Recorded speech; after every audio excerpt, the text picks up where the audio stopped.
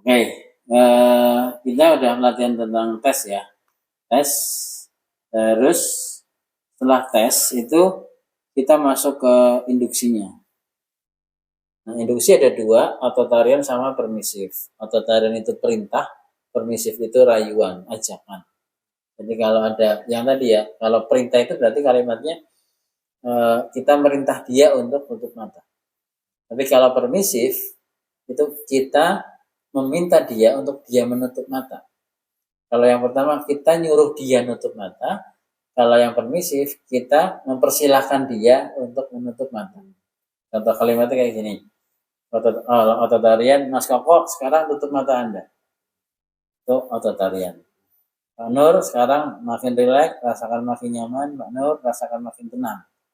Itu authoritarian. Kalau permisif, Mas Koko sekarang gunakan kemampuan Mas Koko untuk merasakan menutupnya mata Mas Koko. Pak Nur, silakan Pak Nur dengan segala rasa yang Pak Nur miliki, Pak Nur mulai merelaksasikan dengan sendirinya tubuh Pak Nur. Ini permisif. Bedanya sangat signifikan. Orang-orang yang suka diperintah akan lebih senang dengan authoritarian. Kalau yang nggak senang diperintah dengan authoritarian akan menolak. Orang yang kalau dengan permisif, kadang orang yang senang diperintah itu merasa kesuwen. Kesuwen itu bilang ngomong dari ngomong sih gampang. Malah muter-muter lagi nah. Iya, tapi kalau orang yang nggak senang perintah, yang nggak senang perintah itu senang dengan permisif. Karena lembut, nyaman, tenang, membuat dia lebih familiar seperti itu. Nah, ini dua teknik induksinya. Nah ini setelah diinduksi dengan teknik-teknik, ini tekniknya banyak ya. Kalau induksi itu dari gini, induksi itu adalah bagaimana kita memindahkan dari fokus eksternal ke internal, kan gitu.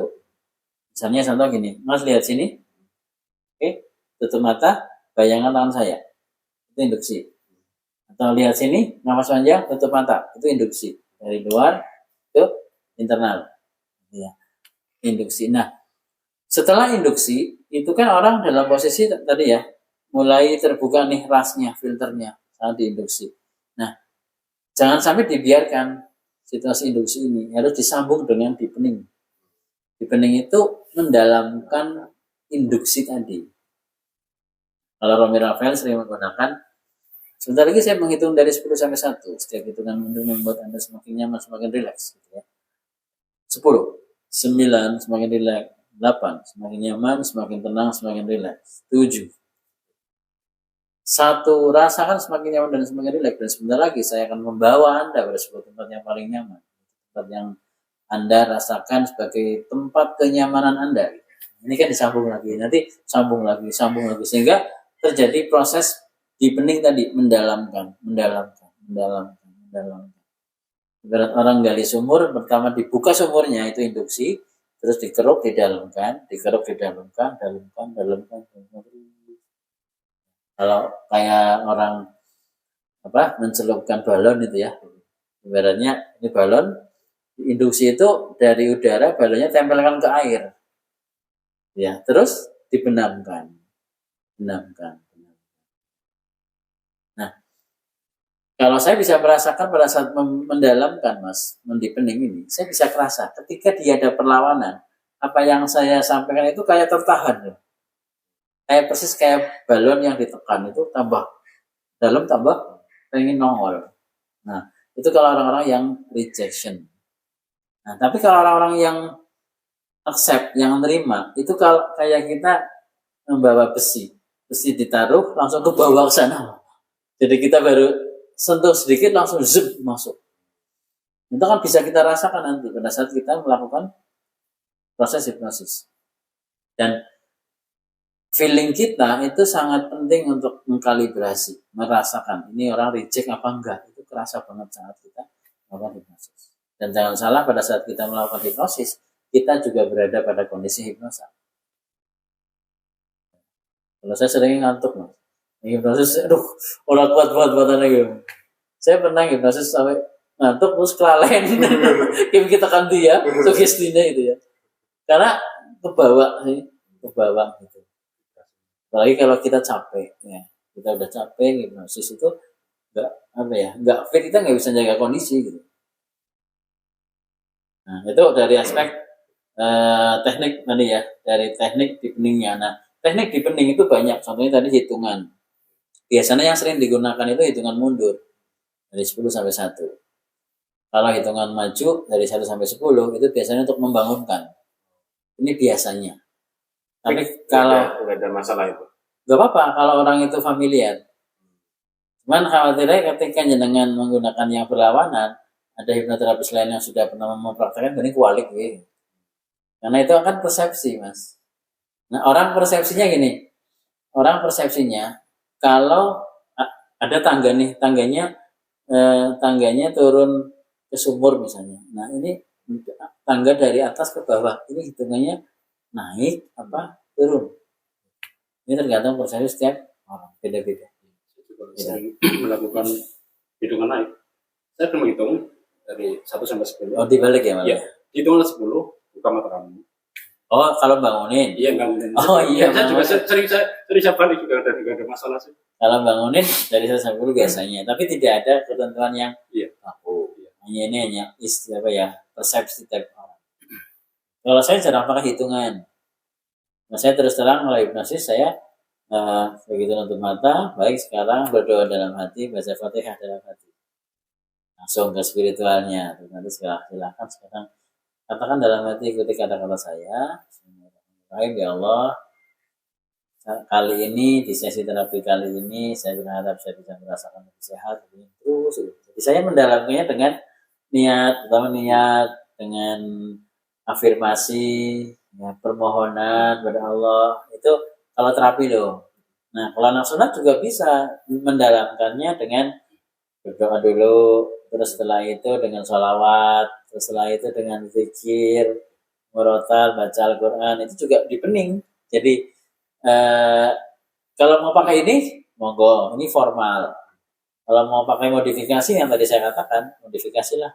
Atau mau menggunakan deepeningnya, mau menggunakan permainan. Misalnya di awal sudah kita tanya, dia senangnya main bola. Oke, misalnya deepening kita, sekarang kamu di depan kamu ada sebuah bola. Dan kamu sekarang berada di sebuah lapangan. Lapangan yang paling kamu suka dan kamu sedang bermain-main di situ. Rasakan kamu nyaman sekali di situ. Nah, yang perlu diingat pada saat kita melakukan suggestion itu bahasa kita harus bisa seimbang antara bahasa visual, bahasa auditori, dan bahasa kinestetik.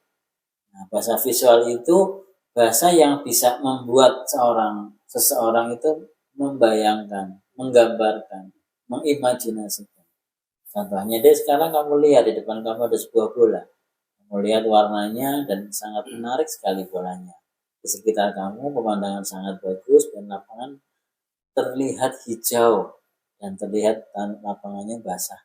Kamu bisa merasakan dinginnya lapangan itu, tapi kamu senang dan kamu mengatakan dalam hati kamu, wah asik nih di lapangan main dan seger rasanya. Nah, ini VAK-nya dimainkan. Jadi kalimat-kalimat VAK itu penting untuk apa? Untuk membuat seseorang itu masuk ke dalam bawah sadar. Karena bawah sadar kan konsepnya adalah visual, auditory, kinestetik, gustatory, olfaktory. Itu kan yang dimiliki dalam struktur bawah sadar. Bukan logika. Ya, bukan logika. Nah, logika itu bukan menggunakan VAK. Ya. Kalau bawah sadar menggunakan VAK. Logika menggunakan kalimat-kalimat yang rasional. Seperti kalimat-kalimat edukasi. Contoh gini. Jenengan belajar hipnosis ini harus benar-benar semangat belajarnya, terus harus benar-benar memperhatikan belajarnya dan harus selalu mempraktekannya. Supaya apa? Supaya nanti jenengan bisa benar-benar semakin menguasai dalam keilmuan hipnosis ini. Ini bahasa logika.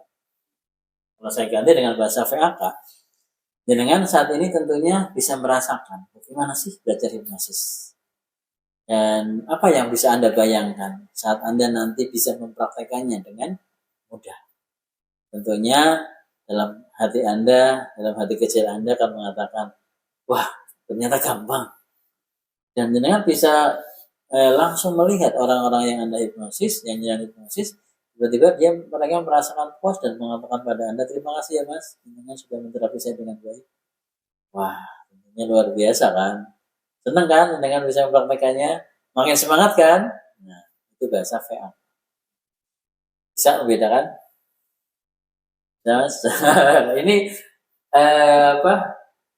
perbedaannya bahasa logika dengan bahasa yang subconscious.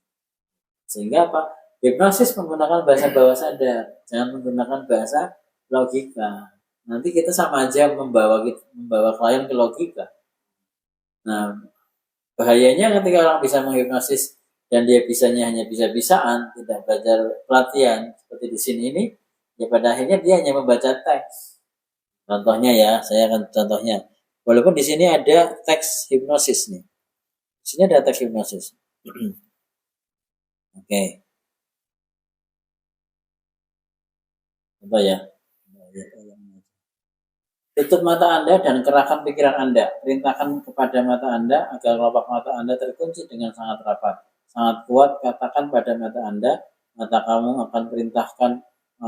aku perintahkan terkunci dengan sangat kuat. Nah, ini bahasa yang saya ucapkan dengan logika. Walaupun ini bahasanya sudah bawah sadar sebetulnya. Tapi cara mengucapkannya ini tidak sesuai. Yang harusnya gimana? Tutup mata Anda. Dan sekarang kerahkan pikiran Anda. Anda boleh perintahkan pada mata Anda. Hai mata Anda, hai mata saya, menutuplah, terkuncilah, rapatlah. Rasakan semakin lama semakin rapat.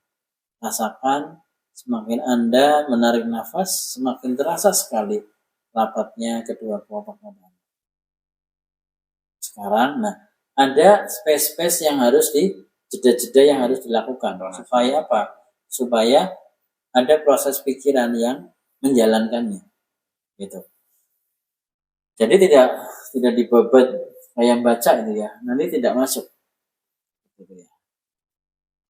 Itu baru dari aspek intonasi, apalagi dari aspek kalimat. Kalau kalimatnya kalimat logika, pada akhirnya ya tidak bisa dicerna oleh bawah sadar. Saya sering mengatakan sebetulnya kita manusia pada umumnya lebih banyak berada pada area bawah sadar. Dan pada saat mau diterapi, kenapa nggak bisa masuk? Karena kita sendiri yang membangunkannya ke pikiran sadar. Sehingga si klien ini lebih logis daripada berpikir ke bawah sadarnya. Karena bawah sadar itu kan kenyamanan di situ. Ketika orang sudah nyaman, enjoy, tenang, senang, cocok, klik ya, apalagi familiar, apalagi relax, itu udah bawah sadar. Jadi dia tinggal sentuh sedikit. Makanya tempat-tempat khitan yang dengan setting memenuhi kriteria itu Mas. Suasananya beda.